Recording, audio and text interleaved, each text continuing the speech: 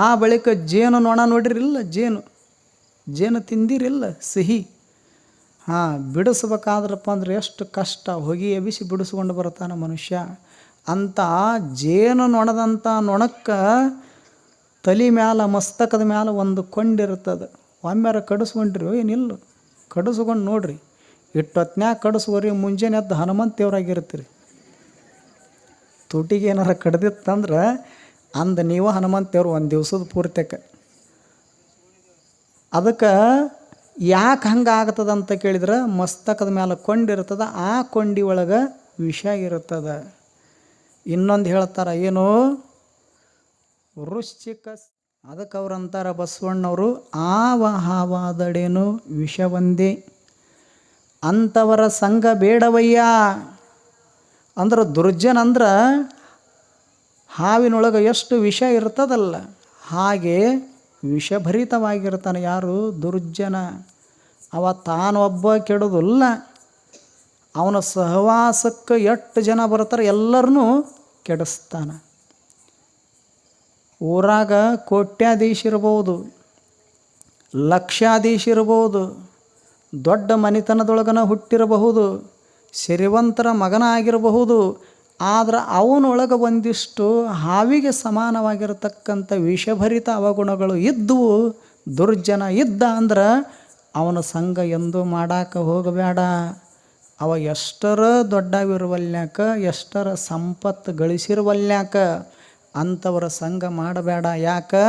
ಹಾವಿನ ಸಂಘ ಮಾಡಿದವ್ರು ಯಾರೂ ಉಳಿದಿಲ್ಲ ಜಗತ್ತಿನೊಳಗೆ. ಒಬ್ಬ 25 ವರ್ಷ ಬರೀ ಹಾವು ಹಿಡಿತಿದ್ದ.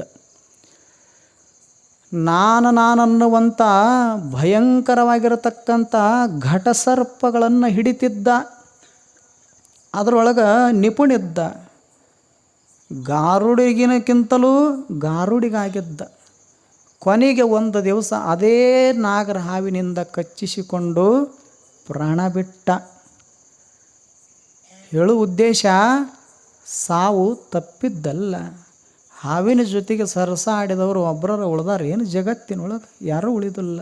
ಹಾಗೆ ದುರ್ಜನನ ಸಂಘ ಮಾಡಿ ನಾನು ಸುಖದಿಂದ ಇರುತ್ತೀನಿ, ಶಾಂತಿಯಿಂದ ಬದುಕ್ತೀನಿ ಅನ್ನೋರು ಒಬ್ಬರ ಸಿಗ್ತಾರೆ ಏನು ಜಗತ್ತಿನೊಳಗೆ? ಸಿಗುವುದಿಲ್ಲ. ಅದಕ್ಕೆ ಅವ್ರು ಏನಂತಾರ, ದುರ್ಜನರ ಸಂಘವನ್ನು ಮಾಡಲಿಕ್ಕೆ ನೀನು ಹೋಗಬೇಡ. ಯಾಕೆ?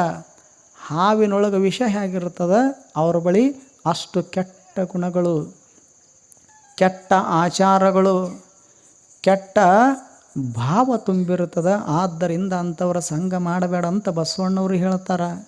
ಆ ಬಳಿಕ ಒಬ್ಬ ಸುಭಾಷಿತಕಾರನು ಇದನ್ನು ಹೇಳ್ತಾನೆ, ತಕ್ಷಕಸ್ಯ ವಿಷಂ ದಂತೆ ಮಕ್ಷಿಕಾಯಾಶ್ಚ ವಿಷಂ ಮಸ್ತಕೆ ವೃಶ್ಚಿಕಸ್ಯ ವಿಷಂ ಪುಚ್ಚೆ ಸರ್ವಾಂಗೇ ದುರ್ಜನಸ್ಯ ವಿಷಂ ತತ್. ಎಷ್ಟು ಚಲೋ ಮಾತು ಹೇಳ್ತಾನೆ. ತಕ್ಷಕಸ್ಯ ವಿಷಂ ದಂತೆ, ತಕ್ಷಕಸ್ಯ ವಿಷಂ ದಂತೆ. ಹಾವದ ಅಲ್ಲ, ಹಾವಿನೊಳಗೆ ವಿಷ ಅದ. ಎಲ್ಲದ? ಹಾವಿನೊಳಗೆ ವಿಷ ಅದ ಅನ್ನೋದು ಗೊತ್ತಾಯ್ತು. ಎಲ್ಲದ? ಎಲ್ಲಿರ್ತದ? ನಮ್ಮ ಬಿಜಾಪುರದಾಗ ಬಾಲ್ದಾಗ ಐತಿ. ನಿಮ್ಮೂರಾಗನ ಬಾಲ್ದಾಗ ಐತಿನ? ನಿಮ್ಮೂರಾಗ ಎಲ್ಲಿರ್ತದ? ದಂತೆ. ಹಾವು ಒಂದು ಮಾರಿರುವಲ್ದ್ಯಾಕ, 2 ಮಾರಿರುವಲ್ದ್ಯಾಕ. ಶರೀರದ ತುಂಬೆಲ್ಲ ವಿಷ ಇರೋದಿಲ್ಲ, ಹಲ್ಲಾಗ ಮಾತ್ರ ವಿಷ ಇರ್ತದೆ. ತಕ್ಷಕಸ್ಯ ವಿಷಂ ದಂತೆ ಮಕ್ಷಿಕಾಯಾಶ್ಚ ವಿಷಂ ಮಸ್ತಕೆ. ಆ ಬಳಿಕ ಜೇನು ನೊಣ ನೋಡಿರಿಲ್ಲ, ಜೇನು ತಿಂದಿರಿಲ್ಲ, ಸಿಹಿ. ಬಿಡಿಸ್ಬೇಕಾದ್ರಪ್ಪ ಅಂದ್ರೆ ಎಷ್ಟು ಕಷ್ಟ, ಹೊಗೆ ಎಬಿಸಿ ಬಿಡಿಸ್ಕೊಂಡು ಬರ್ತಾನೆ ಮನುಷ್ಯ. ಅಂತ ಜೇನು ನೊಣದಂಥ ನೊಣಕ್ಕೆ ತಲೆ ಮ್ಯಾಲ ಮಸ್ತಕದ ಮ್ಯಾಲ ಒಂದು ಕೊಂಡಿರ್ತದೆ. ಒಮ್ಮೆರ ಕಡಿಸ್ಕೊಂಡ್ರಿ ಏನಿಲ್ಲ, ಕಡಿಸ್ಕೊಂಡು ನೋಡ್ರಿ. ಇಟ್ಟೊತ್ನ್ಯಾಗ ಕಡಿಸ್ಕೋರಿ, ಮುಂಜಾನೆ ಎದ್ದು ಹನುಮಂತ ದೇವರಾಗಿರ್ತೀರಿ. ತುಟಿಗೆ ಏನಾರ ಕಡ್ದಿತ್ತಂದ್ರೆ ಅಂದ ನೀವು ಹನುಮಂತ ದೇವ್ರು ಒಂದು ದಿವಸದ ಪೂರ್ತಿಯಕ್ಕೆ. ಅದಕ್ಕೆ ಯಾಕೆ ಹಂಗೆ ಆಗ್ತದಂತ ಕೇಳಿದ್ರೆ, ಮಸ್ತಕದ ಮ್ಯಾಲ ಕೊಂಡಿರ್ತದೆ, ಆ ಕೊಂಡಿ ಒಳಗೆ ವಿಷ ಇರ್ತದೆ. ಇನ್ನೊಂದು ಹೇಳ್ತಾರೆ, ಏನು ವೃಶ್ಚಿಕಸ್ಯ ವಿಷಂ ಪುಚ್ಚೆ. ಚೇಳು ಇದಲ್ಲ, ಚೇಳು ಎಷ್ಟರ ದೊಡ್ಡ ಗಾತ್ರದ್ದಿರುವಲ್ದ್ಯಾಕೆ ಆದ್ರೆ ಹಿಂದೊಂದು ಕೊಂಡಿರ್ತದೆ, ಕೊಂಡಿ ಒಳಗೆ ಮಾತ್ರ ವಿಷ ಇರ್ತದೆ. ಇದನ್ನಾರ ಕಡಿಸ್ಕೊಂಡ್ರಿನು ಸುಮ್ಮ ಬರ್ತಿತ್ತು, ಅಲ್ಲಿ ಬರ್ತಿತ್ತಂದ್ರೆ ಹೋಗಿ ಮುಂದೆ ಕಾಲಿಡ್ರಿ. ಕಾಲಿಗೆ ಕಡಿತಂದ್ರೆ ನೀವೇನು 1000 ರೂಪಾಯಿ ಕೊಟ್ಟು ಭರತನಾಟ್ಯ ಕ್ಲಾಸಿಗೆ ಹಚ್ಚಿ ಭರತನಾಟ್ಯ ಮಾಡ್ಬೇಕಂತೇನಿಲ್ಲ. ಕಡಿಸ್ಕೊಂಡು ನೋಡ್ರಿ, ತಾನೇ ಶುರುವಾಗದ್ದು ಭರತನಾಟ್ಯ. ಫ್ರೀ ಭರತನಾಟ್ಯ, ರೊಕ್ಕಿಲ್ಲ ರೂಪಾಯಿ ಇಲ್ಲ. ಕಾರಣ ವಿಷ ಎಲ್ಲಿ ಕಡಿತದ ಅಲ್ಲೇ ಅಷ್ಟ ಇರೋದಿಲ್ಲ, ಶರೀರದ ತುಂಬೆಲ್ಲ ವ್ಯಾಪಿಸ್ತದೆ. ಕಾರಣ ಚೇಳು ಎಷ್ಟರ ದೊಡ್ಡದಿರುವಲ್ದ್ಯಾಕ ಕೊಂಡಿ ಒಳಗೆ ಮಾತ್ರ ವಿಷ ಇರುತ್ತದೆ. ಜೇನು ನೊಣ ಹೆಜ್ಜೇನು ಅಂತ ಕರಿತೀವಲ್ಲ, ನೋಡಾಕ ಗಾತ್ರದೊಳಗೆ ದೊಡ್ಡದಿರ್ತದೆ, ಆದರೆ ಎಲ್ಲ ಕಡೆಗೂ ವಿಷ ಇರೋದಿಲ್ಲ. ತಲೆ ಮೇಲೆ ಏನು ಒಂದು ಕೊಂಡಿರ್ತದಲ್ಲ, ಮಸ್ತಕದ ಮೇಲೆ, ಅಲ್ಲಷ್ಟ ವಿಷ ಇರ್ತದೆ. ಹಾವು 1 ಮಾರು ಅಲ್ಲ 2 ಮಾರು ಇರುವಲ್ದ್ಯಾಕ ಎಲ್ಲ ಕಡೆಗೆ ವಿಷ ಇರೋದಿಲ್ಲ, ಹಲ್ಲಾಗ ಮಾತ್ರ ಇರ್ತದೆ. ಆದ್ರೆ ಮನುಷ್ಯ ದುರ್ಜನ ವ್ಯಕ್ತಿಯೊಳಗೆ ಎಲ್ಲಿರ್ತದಂತಾರೆ ಅವರು, ಸರ್ವಾಂಗೇ ದುರ್ಜನಸ್ಯ ವಿಷಂ ತತ್ ಅಂತ ಮಾತು ಹೇಳ್ಯಾರ. ಹಾವಿನೊಳಗೆ ಹಲ್ಲಾಗಟ್ಟ ಇರ್ತದೆ, ಜೇನು ನೊಣದೊಳಗೆ ತಲೆ ಮೇಲೆ ಅಟ್ಟ ಇರ್ತದೆ, ಚೇಳಿನೊಳಗೆ ಹಿಂಭಾಗದ ಕೊಂಡಿಯೊಳಗೆ ಮಾತ್ರ ಇರ್ತದೆ. ಆದ್ರೆ ದುರ್ಜನ ವ್ಯಕ್ತಿಯೊಳಗೆ ಶರೀರದ ತುಂಬೆಲ್ಲ ವಿಷ ಇರ್ತದಂತೆ. ಇವ ಹಿಂದೆ ಬಂದ್ರೂ ಡೇಂಜರು, ಮುಂದೆ ಬಂದ್ರೂ ಡೇಂಜರು. ಎಡಕ್ಕೆ ಬಂದ್ರೆ ಎಡಕ್ಕಿನವ್ರನ್ನ ತೊಗೊಂಡು ಹೊಕ್ಕಾನ, ಬಲಕಿನವ್ರು ಬಂದ್ರೆ ಬಲಕಿನವ್ರು, ಎಲ್ಲ ಇದ್ದು ಬಿದ್ದವ್ರನ್ನ ಎಲ್ಲರನ್ನೂ ತೊಗೊಂಡು ಹೊಕ್ಕಾನಿವ. ಆದ್ದರಿಂದ ಅಂಥವರ ಸಂಘ ಬೇಡವಯ್ಯ. ಆವಹಾವಾದಡೇನು ಅಂಥವರ ಸಂಘ ಬೇಡವಯ್ಯ. ಅಂತರಂಗ ಶುದ್ಧವಿಲ್ಲದವರ ಸಂಘ ಸಿಂಗಿ ಕಾಳ ಕೂಟ ವಿಷವೋ ಕೂಡಲ ಸಂಗಮ ದೇವ.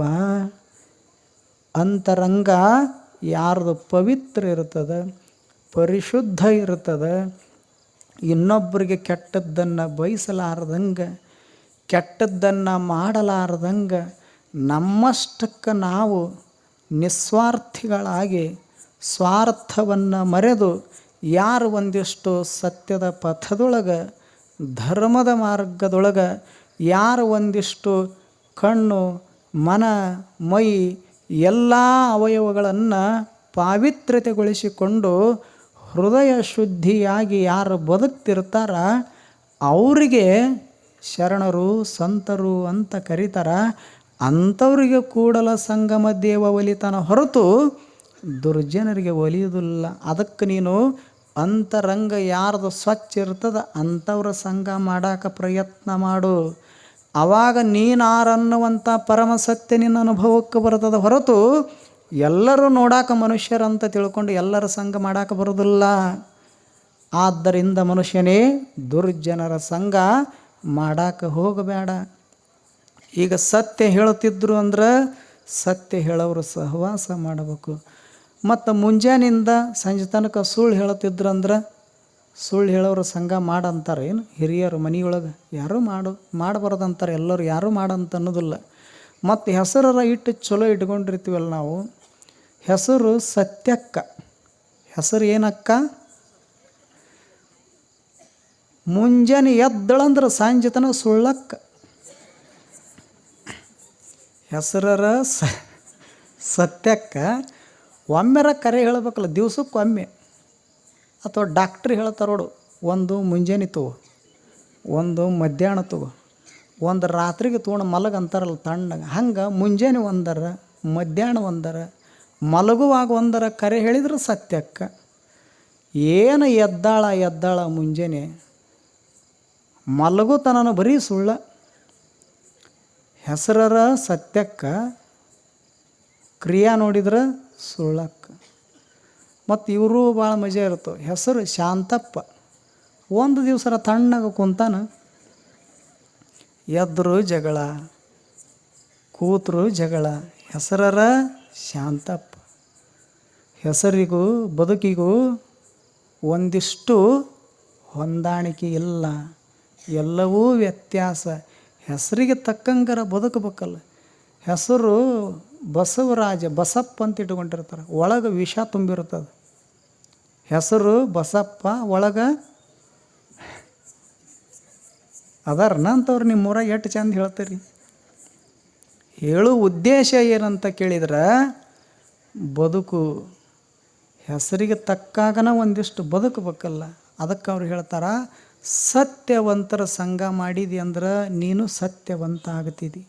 ಸುಳ್ಳು ಹೇಳೋರ ಸ್ನೇಹ ಮಾಡಿದ್ರೆ ನೀನು ಸುಳ್ಳು ಹೇಳೋದು ಕಲಿತಿದ್ದಿ. ಎಂದೂ ಸಹಿತ ಸತ್ಯ ಹೇಳೋಕೆ ಸಾಧ್ಯ ಇಲ್ಲ. ಸುಳ್ಳು ಹೇಳೋರ ಸಂಘ ಮಾಡಿ ಸತ್ಯ ಹೇಳ್ತೀನಿ ಅಂದ್ರೆ ಕನಸಿನ ಮಾತಾಗ್ತದ. ಅದಕ್ಕೊಂದಿಷ್ಟು ಒಳ್ಳೆಯವರ ಸ್ನೇಹವನ್ನು ಮಾಡು. ದಾಸರು ಹೇಳಿಲ್ಲ, ಕನಕದಾಸರು ಎಷ್ಟು ಚಲೋ ಮಾತು ಹೇಳಿದ್ದಾರೆ. ಏನು?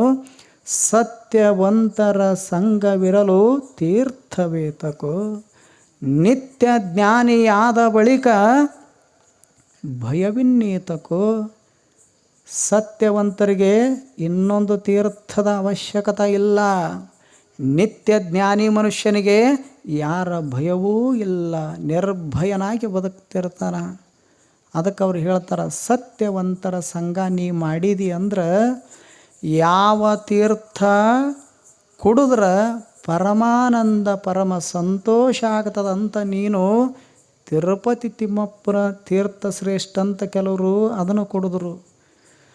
ಕೆಲವರು ಪಂಡ್ರಾಪುರ ವಿಠ್ಠಲನ ತೀರ್ಥನ ಶ್ರೇಷ್ಠ ಅಂತ ಕೆಲವರು ಅದನ್ನು ಕುಡಿದ್ರು. ಕುಡಿಬಾರ್ದಂತಲ್ಲ, ಆದ್ರೆ ಸಾಮಾನ್ಯರ ದೃಷ್ಟಿಯೊಳಗೆ ದೇವತೀರ್ಥ ಶ್ರೇಷ್ಠ.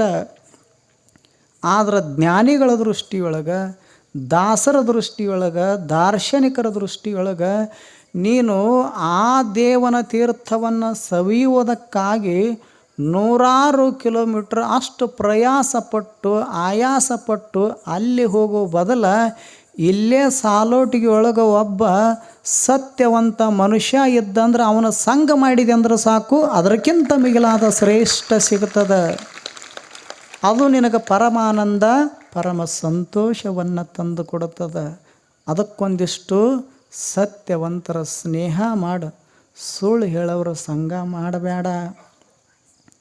ಒಬ್ಬ ಹುಡುಗ ಭಾಳ ಸುಳ್ಳು ಹೇಳ್ತಿದ್ದ. ಎಷ್ಟು ಸುಳ್ಳು